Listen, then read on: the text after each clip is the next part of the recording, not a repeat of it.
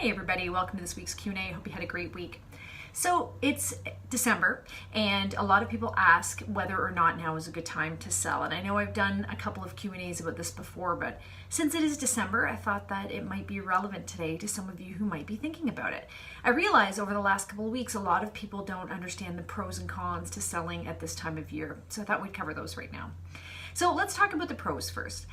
The first thing is there's not a lot of inventory in December, so that may work to your advantage because if you have a good property and you find that people are looking for it, obviously there's not as much to choose from.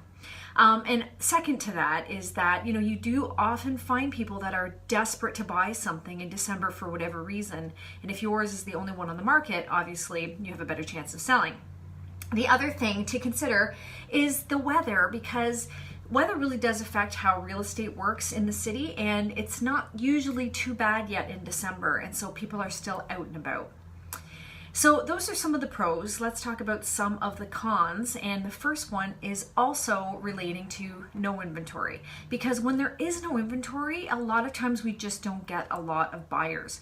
And so if yours is on the market, you may not have as many people looking at it as you would say in February, sometimes even January.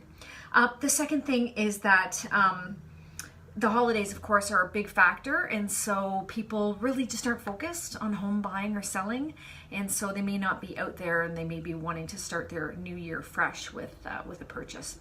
And then finally, there's a real stigma to selling in December, and I'm also guilty of this, but the sort of idea is that if you are selling in December or August, then you're desperate and that you really have to sell, and so that has sometimes been the case, and so that's why I think people have that impression.